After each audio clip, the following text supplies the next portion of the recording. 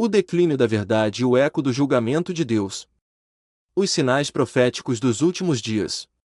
A compreensão do tempo presente exige uma lente que transcenda a análise sociológica puramente secular, mergulhando nas profundezas das revelações bíblicas que anteciparam, com precisão milimétrica, o estado atual da humanidade.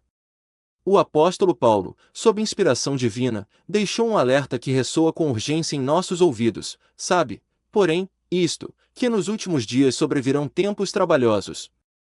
Porque haverá homens amantes de si mesmos, avarentos, presunçosos, soberbos, blasfemos, desobedientes a pais e mães, ingratos, profanos, sem afeto natural, irreconciliáveis, caluniadores, incontinentes, cruéis, sem amor para com os bons, traidores, obstinados, orgulhosos, mais amantes dos deleites do que amantes de Deus, tendo aparência de piedade, mas negando a eficácia dela.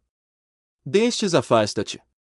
2 Timóteo 3, versículos 1 a 5. Esta passagem não é apenas uma lista de vícios, mas um diagnóstico espiritual de uma era marcada pela dificuldade. O termo grego chalepos, traduzido como trabalhosos, sugere algo perigoso, furioso e difícil de lidar, como um mar revolto que ameaça naufragar a moralidade pública e a fé individual. A história humana parece convergir para um ponto de saturação que Jesus Cristo comparou a um período específico da antiguidade, indicando que a indiferença espiritual e a rotina da vida cotidiana seriam o pano de fundo para o desfecho final. E, como foi nos dias de Noé, assim será também a vinda do Filho do Homem. Porquanto, assim como, nos dias anteriores ao dilúvio, comiam, bebiam, casavam e davam-se em casamento, até ao dia em que Noé entrou na arca, e não o perceberam, até que veio o dilúvio, e os levou a todos, assim será também a vinda do Filho do Homem. Mateus 24, versículos 37 a 39. O perigo não reside apenas na prática do mal, mas na normalização da iniquidade em meio à banalidade da existência. A humanidade dos dias de Noé não foi julgada apenas por suas festas, mas pelo que essas festas ocultavam, um coração totalmente alienado de seu Criador e uma terra saturada de injustiça. O fundamento desse julgamento antigo, que serve de espelho para o nosso tempo, é revelado na descrição da corrupção mental daquela geração. E viu o Senhor que a maldade do homem se multiplicara sobre a terra e que toda a imaginação dos pensamentos de seu coração era só má continuamente. Gênesis 6, versículo 5. O texto bíblico utiliza o termo hebraico Hamas para descrever a violência e a injustiça que preenchiam a terra. Hoje, observamos uma reedição desse cenário, onde a maldade não é apenas um ato isolado, mas uma estrutura de pensamento, uma imaginação, que se tornou sistêmica. A multiplicação da iniquidade contemporânea manifesta-se na sofisticação do pecado, onde a tecnologia e a cultura são utilizadas para amplificar a rebelião contra os mandamentos divinos, criando um ambiente onde o sagrado é profanado e o profano é divinizado. O caráter degradado do homem nos últimos dias. A anatomia do homem contemporâneo revela uma inversão radical da ordem criacional, onde o eu assume o trono que pertence a Deus. Ao detalhar que os homens seriam amantes de si mesmos, segundo Timóteo 3 versículo 2, a Escritura aponta para o narcisismo patológico que define a cultura atual. O termo grego philautos descreve alguém cuja afeição está inteiramente voltada para o próprio ego. Essa autoadoração é a raiz de todos os outros males listados por Paulo. Se eu sou o centro do universo, o outro torna-se apenas um objeto para minha satisfação, e Deus torna-se um obstáculo à minha autonomia. Essa mentalidade alimenta a avareza e a soberba, transformando a sociedade em um campo de batalha de egos inflados que buscam validação constante em vitrines digitais, enquanto a alma define em um vazio existencial profundo. Essa degradação interna transborda para as relações interpessoais, resultando em um fenômeno que Jesus descreveu como o sinal mais triste do fim, e, por se multiplicar a iniquidade, o amor de muitos esfriará. Mateus 24, versículos 12. O esfriamento do amor, agape, não significa a ausência de sentimentos, mas a perda da capacidade de sacrifício e de compromisso verdadeiro. A iniquidade, anomia, que é o desprezo pela lei de Deus, atua como um solvente que dissolve os vínculos de solidariedade. Em uma sociedade onde a lei moral é relativizada, o amor torna-se utilitário e descartável. O resultado é uma geração que, apesar de estar mais conectada do que nunca, padece de uma solidão epidêmica e de uma incapacidade crônica de manter relacionamentos duradouros e profundos. A consequência final desse processo de rejeição deliberada de Deus é a entrega do homem às suas próprias paixões desordenadas, um estado que o apóstolo Paulo descreve como o ápice do juízo divino ainda nesta vida, e, como eles se não importaram de ter conhecimento de Deus, assim Deus os entregou a um sentimento perverso, para fazerem coisas que não convêm, estando cheios de toda a iniquidade, fornicação, malícia, avareza, maldade, cheios de inveja, homicídio, contenda, engano, malignidade. Sendo murmuradores, detratores, aborrecedores de Deus, injuriosos, soberbos, presunçosos, inventores de males, desobedientes a pais e mães, nécios, infiéis, sem afeto natural, irreconciliáveis, sem misericórdia, os quais, conhecendo a justiça de Deus, que são dignos de morte os que tais coisas praticam, não somente as fazem, mas também consentem aos que as fazem. Romanos 1, versículos 28 a 32. A mente reprovável ou sentimento perverso é aquela que perdeu a capacidade de distinguir o certo do errado, celebrando o que deveria causar vergonha. A sociedade contemporânea não apenas pratica o mal, mas institucionaliza o erro e persegue aqueles que se recusam a consentir com ele. Este declínio não é um erro de percurso, mas a manifestação da natureza humana caída que, sem a contenção da graça divina e da lei moral, revela sua verdadeira face. Como bem advertiu o profeta, enganoso é o coração, mais do que todas as coisas, e perverso, quem o conhecerá? Jeremias 17, versículo 9. O otimismo humanista, que prega a bondade intrínseca do homem e o progresso inevitável da civilização através da educação e da ciência, colide frontalmente com a realidade bíblica e histórica. Sem o reconhecimento da própria depravação e a necessidade de redenção, o homem liberto das amarras de Deus torna-se escravo de suas próprios impulsos, caminhando para uma desumanização que prepara o terreno para o controle totalitário e o caos social. Famílias divididas e inimigos da própria casa. A desintegração da unidade familiar é um dos sinais mais dolorosos da proximidade do fim, representando o colapso da célula fundamental da sociedade.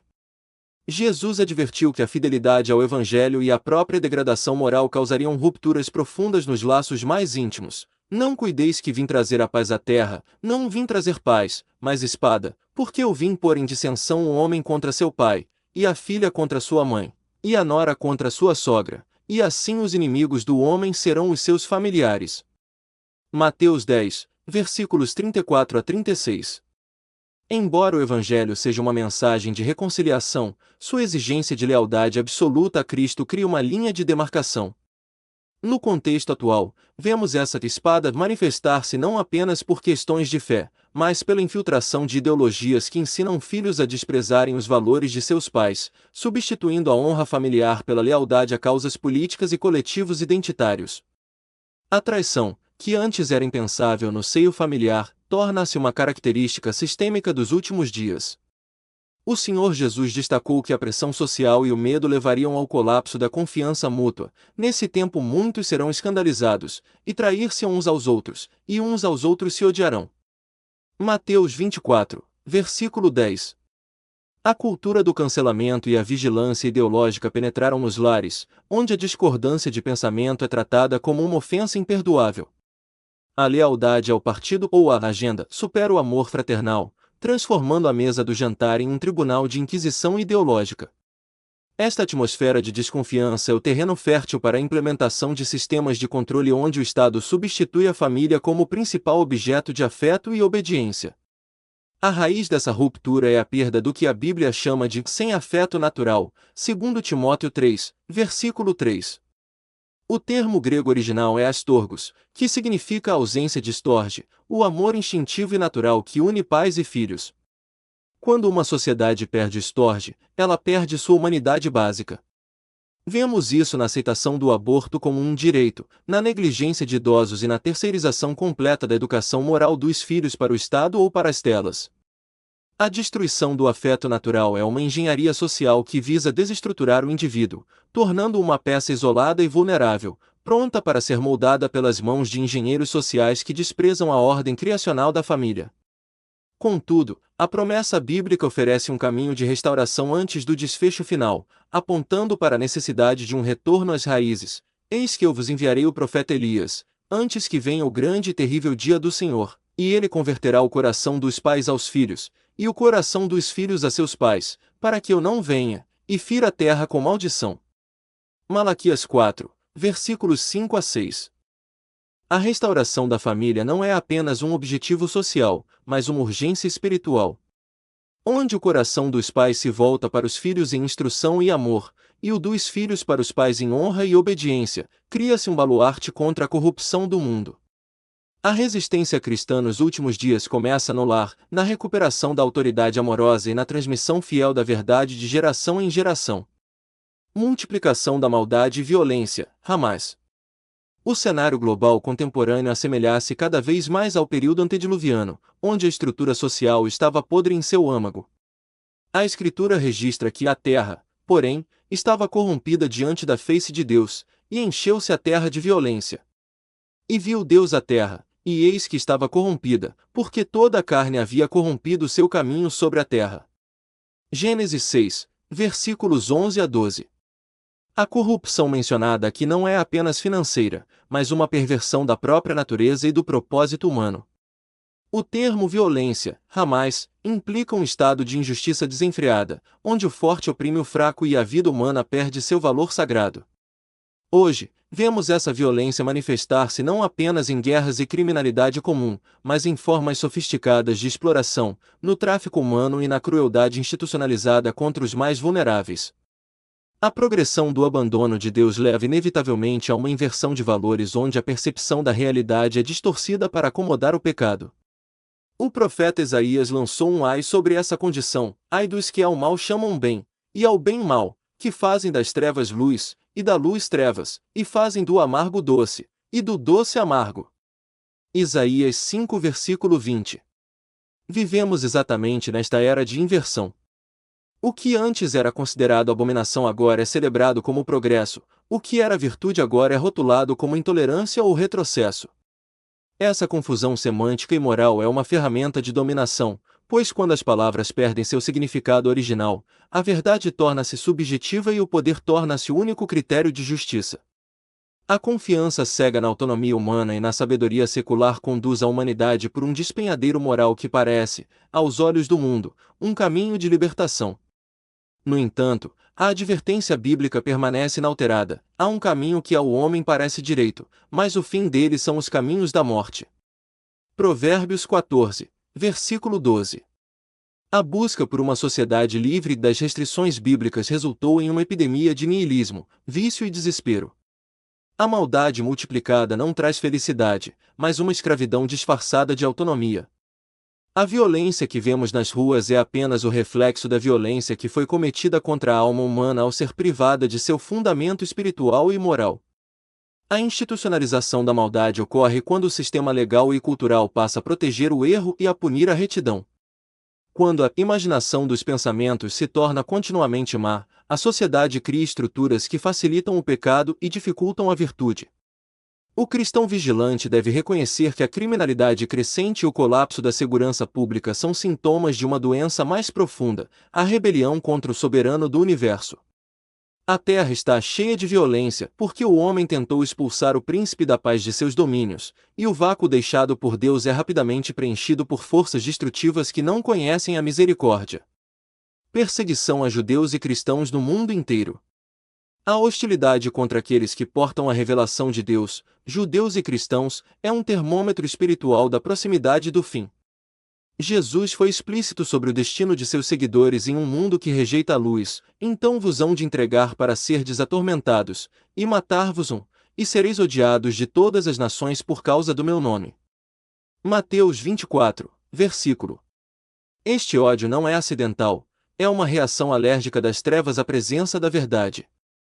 O antissemitismo crescente e a cristofobia institucionalizada são manifestações de uma mesma raiz espiritual, a tentativa do mundo de apagar as testemunhas da soberania de Deus e da moralidade absoluta.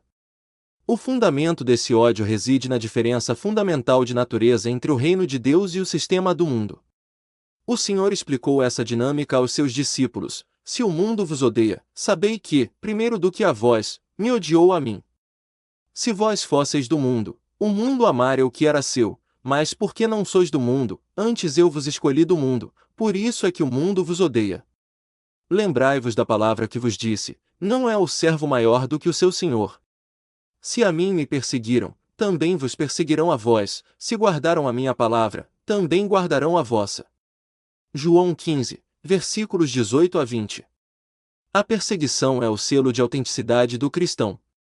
Em uma era de compromisso e sincretismo, o ódio do mundo serve para separar o trigo do joio, revelando quem realmente pertence a Cristo e quem apenas ostenta uma aparência de piedade. A perseguição contemporânea no Ocidente raramente começa com o martírio físico, mas com o ardente fogo da exclusão social e do silenciamento legal. O apóstolo Pedro nos exorta a não nos surpreendermos com essa realidade. Amados, não estranheis a ardente prova que vem sobre vós para vos tentar, como se coisa estranha vos acontecesse, mas alegrai-vos no fato de serdes participantes das aflições de Cristo, para que também na revelação da sua glória vos regozijeis e alegreis. Se pelo nome de Cristo sois vituperados, bem-aventurados sois, porque sobre vós repousa o Espírito da glória e de Deus. Quanto a eles, é ele, na verdade, blasfemado, mas quanto a vós, é glorificado. 1 Pedro 4, versículos 12 a 14. Ser chamado de intolerante, retrógrado ou fundamentalista por manter-se fiel às Escrituras é parte do vitupério de Cristo. A pressão para se conformar ao molde do mundo é imensa, mas a resistência é a única forma de preservar a luz. A inevitabilidade da perseguição para o cristão fiel é uma verdade que não pode ser ignorada em busca de uma falsa paz com a cultura, e também todos os que piamente querem viver em Cristo Jesus padecerão perseguições. 2 Timóteo 3, versículo 12. Não há neutralidade possível. À medida que as ideologias contemporâneas se tornam mais totalitárias, o espaço para a dissidência cristã diminui. No entanto, a promessa de recompensa para a perseverança é o que sustenta o remanescente, nada temas das coisas que has de padecer. Eis que o diabo lançará alguns de vós na prisão, para que sejais tentados, e tereis uma tribulação de 10 dias. Sê fiel até a morte, e dar-te-ei a coroa da vida. Apocalipse 2, versículo 10. A fidelidade não é medida pelo sucesso social, mas pela constância na verdade, mesmo quando o custo é a própria vida ou a reputação. Ideologias contemporâneas e rejeição da verdade divina. A crise da modernidade tardia é, acima de tudo, uma crise da verdade. A humanidade repete o erro fundamental de trocar o eterno pelo temporal, o Criador pela criatura, pois mudaram a verdade de Deus em mentira, e honraram e serviram mais a criatura do que o Criador, que é bendito eternamente. Amém. Romanos 1, versículo 25. Esta troca não é apenas um erro intelectual, mas um ato de adoração idólatra. As ideologias contemporâneas, do materialismo ao progressismo radical, funcionam como religiões seculares que prometem uma utopia terrena em troca da submissão total a seus dogmas. Ao rejeitar a verdade revelada, o homem torna-se vulnerável a qualquer mentira que prometa satisfazer seus desejos imediatos ou aliviar sua culpa sem a necessidade de arrependimento. O resultado dessa rejeição é o relativismo moral absoluto, onde a autoridade divina é substituída pela vontade individual ou coletiva. O livro de Juízes descreve um período de caos que espelha a nossa era. Naqueles dias não havia rei em Israel, porém cada um fazia o que parecia reto aos seus olhos. Juízes 17, versículo 6. Sem um rei, uma autoridade transcendente e absoluta, a moralidade torna-se uma questão de opinião ou de força. O meu corpo, minhas regras, a fluidez de gênero e a desconstrução da linguagem são manifestações modernas desse fazer o que parece reto aos próprios olhos.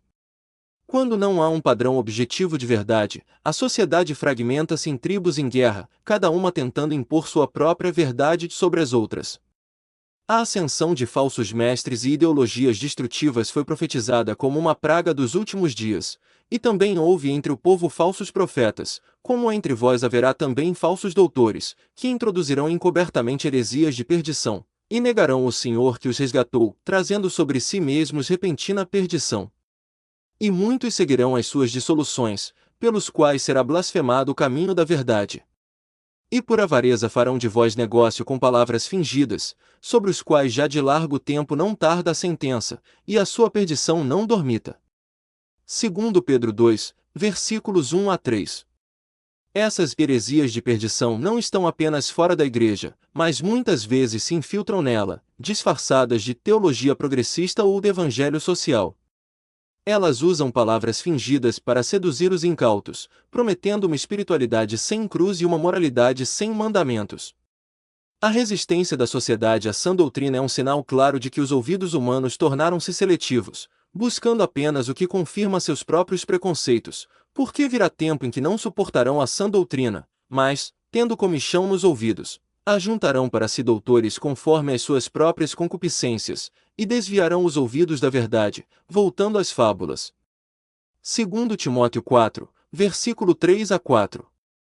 As fábulas modernas são as narrativas ideológicas que explicam o mundo sem a necessidade de Deus, do pecado ou do juízo. O entretenimento e a educação tornaram-se veículos para essas fábulas, moldando a mente das novas gerações para serem hostis à verdade bíblica. O cristão é, portanto, exortado à vigilância intelectual. Tende cuidado, para que ninguém vos faça presa sua, por meio de filosofias e vãs sutilezas, segundo a tradição dos homens, segundo os rudimentos do mundo, e não segundo Cristo. Colossenses 2, versículo 8. Imposição de agendas e restrição de liberdades. A liberdade, um dom divino, está sob ataque de sistemas que buscam o controle total do pensamento e do comportamento humano. A Escritura descreve aqueles que lideram essa investida como atrevidos, obstinados, não receando blasfemar das dignidades, segundo Pedro 2, versículo 10. Esses indivíduos e grupos desprezam qualquer autoridade que não seja a sua própria, agindo com uma arrogância que ignora os limites morais e legais. A imposição de agendas obrigatórias, seja na educação, na saúde ou na liberdade de expressão, é uma manifestação desse espírito de dominação que busca substituir a consciência individual pela conformidade coletiva. A verdadeira liberdade, no entanto, é um fundamento do Evangelho que deve ser defendido com vigor. Estai, pois, firmes na liberdade com que Cristo nos libertou, e não torneis a colocar-vos debaixo do jugo da servidão. Gálatas 5, versículo 1. Embora Paulo estivesse tratando da liberdade em relação à lei cerimonial, o princípio aplica-se a qualquer forma de servidão ideológica ou estatal que tente escravizar a mente e o espírito. O cristão não deve ser um rebelde sem causa, mas um defensor da liberdade de consciência, reconhecendo que somente em um ambiente de liberdade a verdade pode ser proclamada e vivida sem coerção. A liberdade cristã não é um salvo-conduto para a anarquia ou para a prática do mal, mas uma responsabilidade diante de Deus, como livres, mas não tendo a liberdade por cobertura da malícia, mas como servos de Deus. 1 Pedro 2, versículo 16. O mundo contemporâneo confunde liberdade com licença, acreditando que ser livre é poder satisfazer todos os impulsos carnais. Essa falsa liberdade é, na verdade, a maior das escravidões. A verdadeira liberdade é a capacidade de fazer o que é certo, de obedecer a Deus e de resistir às pressões do mundo. Quando grupos radicalizados tentam impor sua malícia como norma social, o cristão deve permanecer firme, agindo como servo de Deus e não como súdito de ideologias humanas. A natureza dessa luta é essencialmente espiritual, o que exige armas que não são deste mundo, porque não temos que lutar contra a carne e o sangue, mas, sim, contra os principados, contra as potestades, contra os príncipes das trevas deste século, contra as hostes espirituais da maldade, nos lugares celestiais. Efésios 6, versículo 12. As agendas que restringem a liberdade de culto e de expressão são as ciladas do diabo para silenciar a igreja. A resistência não se faz apenas no campo político, mas na oração, no jejum e na proclamação destemida da palavra. O discernimento é a nossa maior defesa, examinai tudo. Retende o bem. 1 Tessalonicenses 5, versículo 21. Devemos ser capazes de identificar as sutilezas do erro escondidas sob o manto de direitos ou justiça, retendo apenas o que está em conformidade com a vontade de Deus. Para onde caminha a humanidade sem freios morais?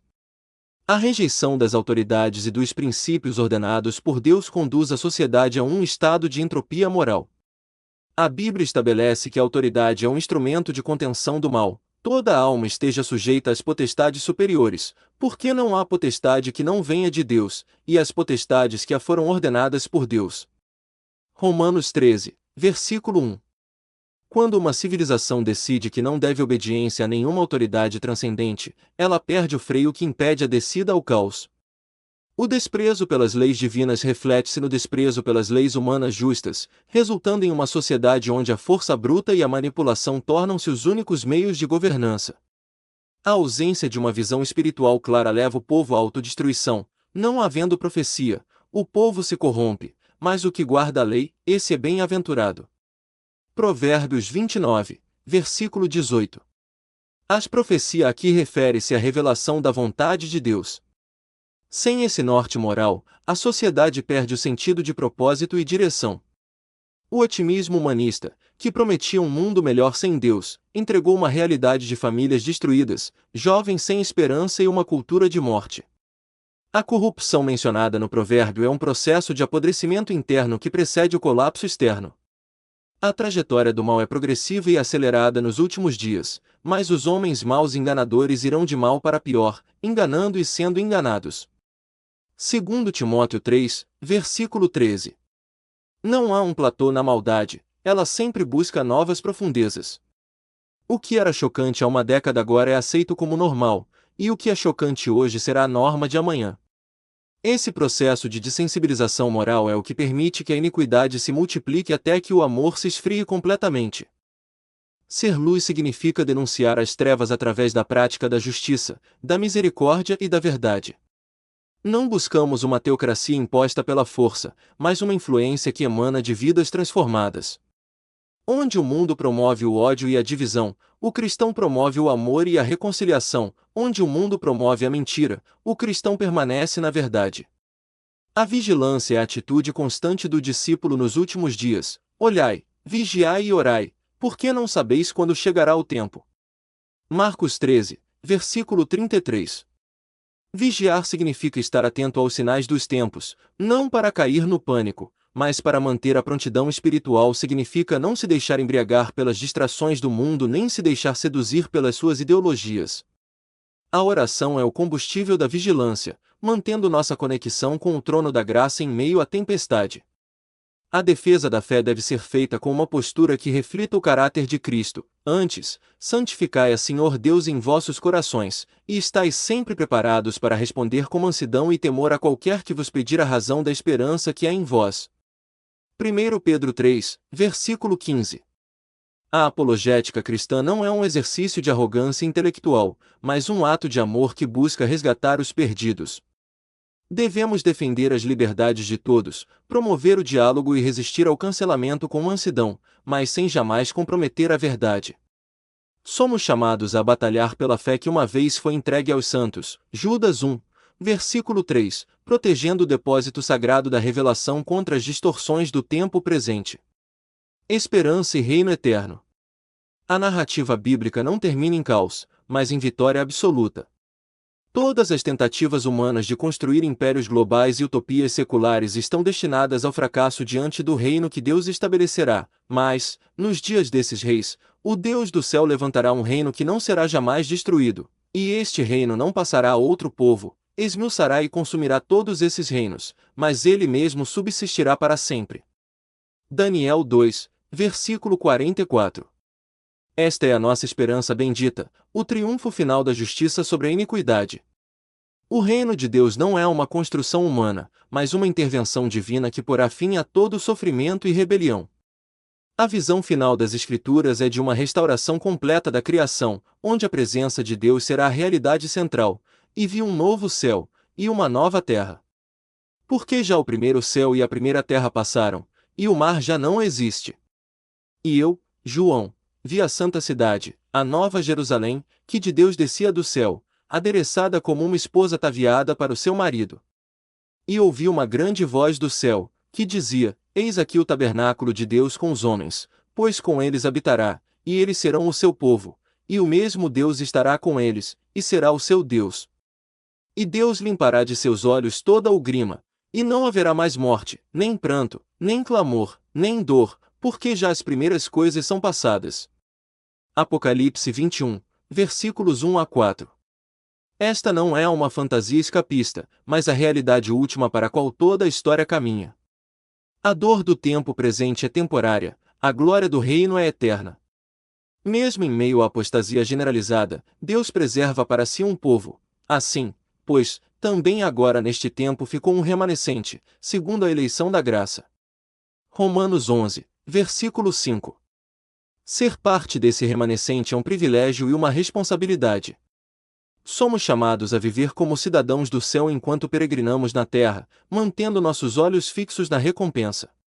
A igreja fiel é a noiva que aguarda ansiosamente o seu noivo, clamando pela sua vinda em meio às trevas do mundo.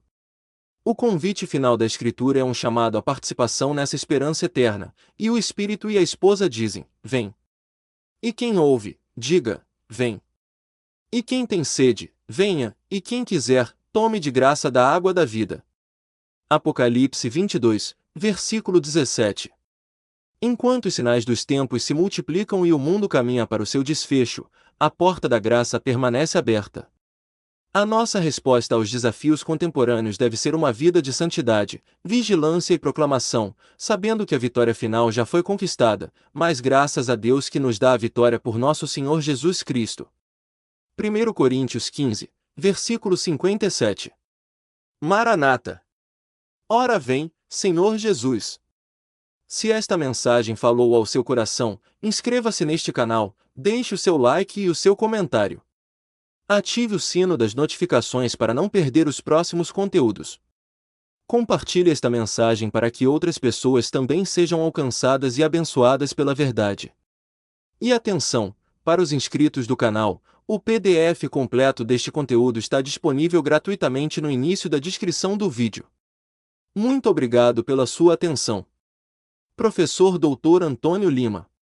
Brasília, DF, 4 de maio de 2026.